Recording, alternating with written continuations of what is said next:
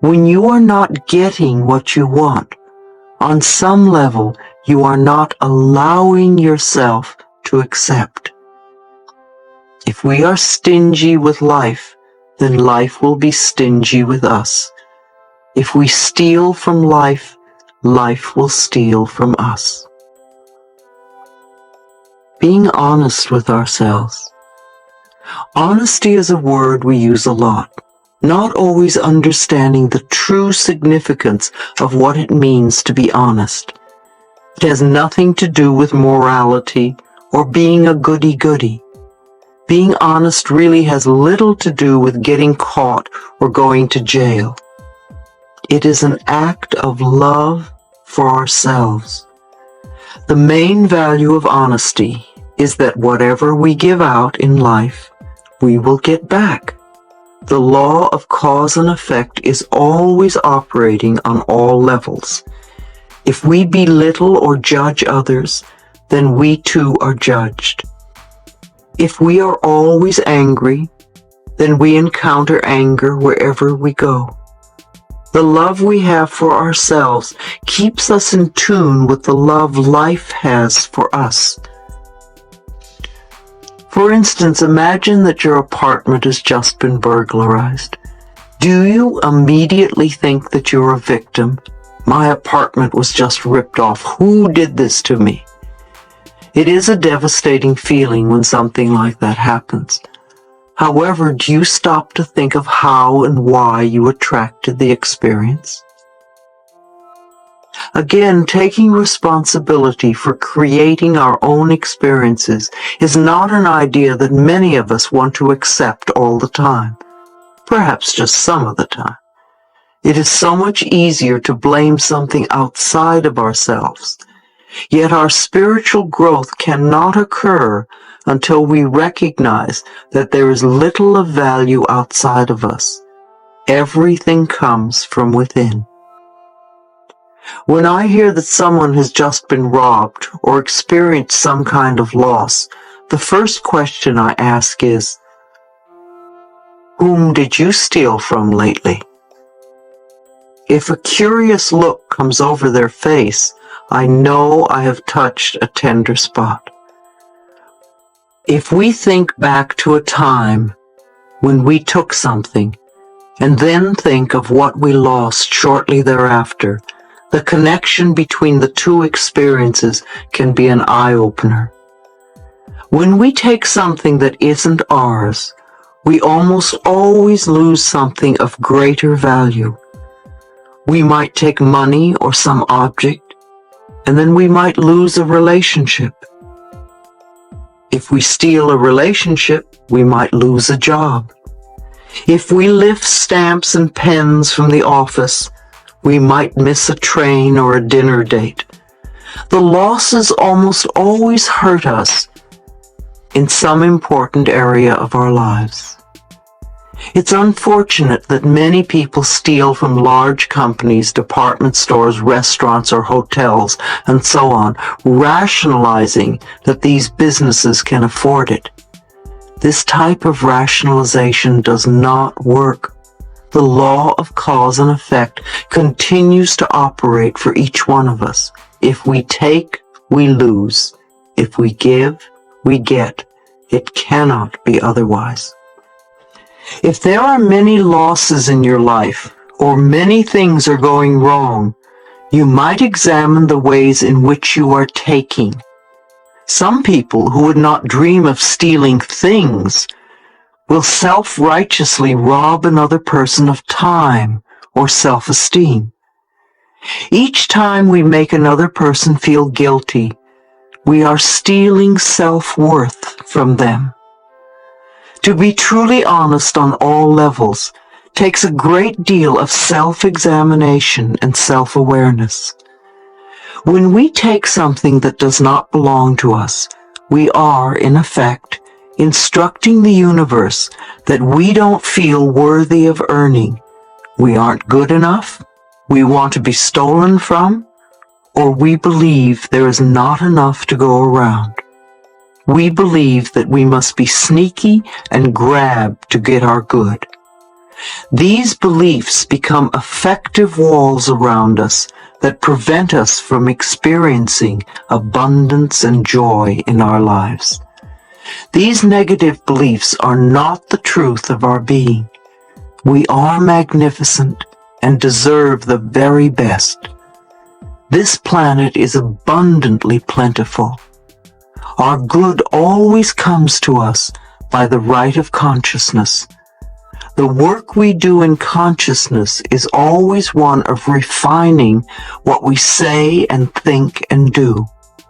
When we clearly understand that our thoughts create our reality, then we use our reality as a feedback mechanism to let us know what we need to change next.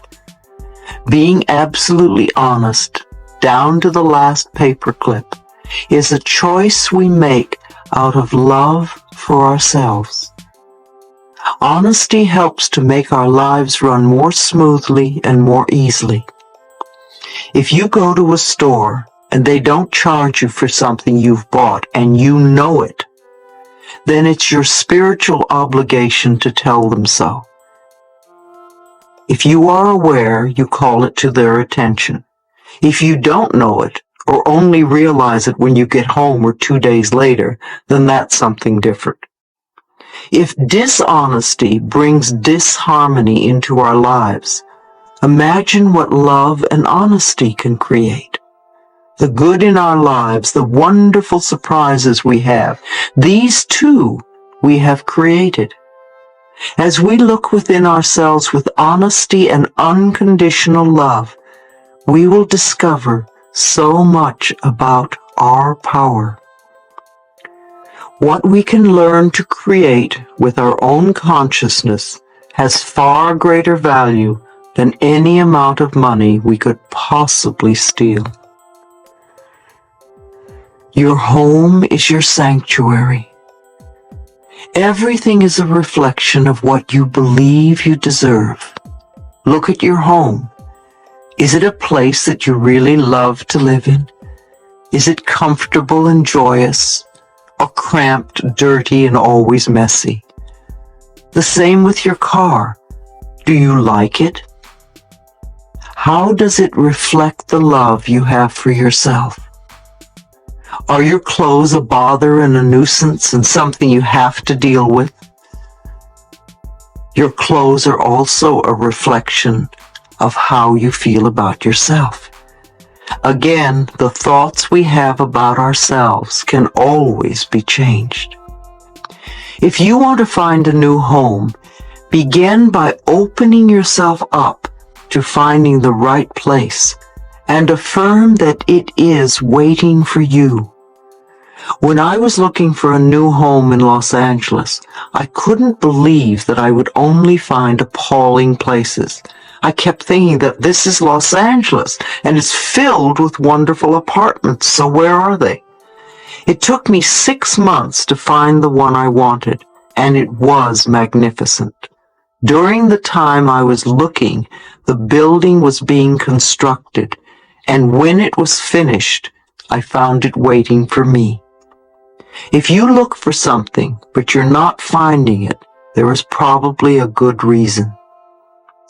If you want to move from where you are because you don't like it, thank your present home for being there. Appreciate it for sheltering you from the weather. If it's difficult to like it, start with one part of the house that you like. It may be a corner of your bedroom. Don't say, I hate this old place, because if you do, you're not going to find something that you love. Love where you are, so you can be open to receiving a wonderful new home. If your home is messy and cluttered, then start cleaning it up. Your home is a reflection of your mind. Loving relationships. I'm a great admirer of Dr. Bernie Siegel, the Connecticut surgeon, who has written Love, Medicine, and Miracles. Dr. Siegel has learned much from his cancer patients, and I would like to share what he says about unconditional love. Many people, especially cancer patients, grow up believing that there is some terrible flaw at the center of their being, a defect they must hide if they are to have any chance for love. Feeling unloved and unlovable and condemned to loneliness if their true selves became known. Such individuals set up defenses against sharing their innermost feelings with anyone. Because such people feel a profound emptiness inside, they come to see all relationships and transactions in terms of getting something to fulfill the vaguely understood void within. They give love only on condition that they get something for it. And this leads to an ever deeper sense of emptiness which keeps the vicious cycle going. Whenever I give a lecture and allow my audience the opportunity to ask questions, I can always count on being asked one thing in particular: how can I create healthy, lasting relationships? All relationships are important because they reflect how you feel about yourself. If you are constantly beating yourself up by thinking that everything that goes wrong is your fault, or that you are always a victim, then you are going to attract the type of relationships that reinforce those beliefs in you. One woman told me that she was in a relationship with a very caring and loving man, yet she had a need to test his love. So I asked her, why would you test his love? She said that she felt unworthy of his love because she wasn't loving herself enough. So I suggested that 3 times a day she stand with her arms open and say, I am willing to let the love in. It's safe to let the love in. Then I told her to look into her own eyes and say, I deserve and I am willing to have, even if I don't deserve. Too often you deny your good because you don't believe you can have it. For instance, you want to get married or have a long-lasting relationship. The person you go out with has 4 of the qualities you want in a partner. You know you're on your way. You want a little more of this or want to add a little something new to your list. Depending on how much you believe you deserve to be loved, you may have to go through a dozen people before you get what you really want. Likewise, if you believe that a higher power has surrounded you with truly loving people, or that everyone you meet or know brings only good into your life, then those are the types of relationships you will ultimately draw to yourself.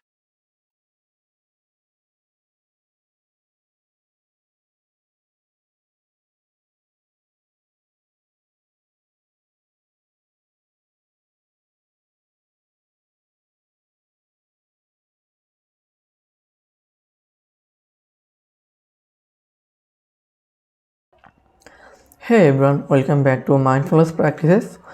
Today we have got something truly transformative for you. If you have ever felt stuck or wondered how to make your dreams a reality, you are in the right place. We are diving deep into the powerful concept that has the potential to change your life. Stay tuned until the end because trust me, you won't want to miss this. Imagine achieving anything you have even dreamed of with just one simple step. Sounds too good to be true, right? Well, it's not. Today we are talking about the incredible power of manifestation and how applying this one key step can unlock a world of possibilities for you. Before we jump into the magic step, let's quickly understand what manifestation is. Manifestation is the process of turning your thoughts and desire into reality. It's about aligning your thoughts, feelings, and actions with your goals to attract what you want in life. Now here's the games in the belief. The one simple step you need to take is to truly believe in your dreams. It's not just wishful thinking, it's a deep, unwavering belief that what you desire is not only possible but inevitable. I want to share a personal story with you. There was a time when I doubted my abilities and quest abilities and if I could achieve my goals. But the moment I shift shifted my mindset and truly believed in myself, the things started falling into place. The power of believing real, and I am living proof of it. So how can you apply this on simple steps in your life? First, by crystal clear about what you want. Set specific as achievable goals. Next, visualize your success. Image yourself achieving those goals as vividly as possible. Feel the emotions, see the details, make it real in your mind. Now here's the key step. Believe in your vision wholeheartedly. Banish doubt and replace it with unwavering faith. Trust in your abilities and the process. When you genuinely believe in your success, you will find the motivation, resilience, and opportunities needed to make it happen. Incorporate positive affirmation into your daily routine. Remind yourself of your capabilities and reinforce your belief in your dreams. Affirmations are like a daily dose of confidence that will keep you focused and on track. In conclusion, achieving anything is possible when you apply this on simple step. Believe in yourself and your dreams. It's not about wishful thinking, it's about unwavering faith and commitment. Try it out and let me know your experience in the comments below. Remember, you have the power to manifest that life you desire. Don't underestimate the incredible force of belief. If you found this video helpful, give it a thumbs up, share it with your friends, and subscribe for more empowering content. Until next time, keep believing in achieving. This is Shakim from Mindfulness Practices, singing of believe big, achieve bigger.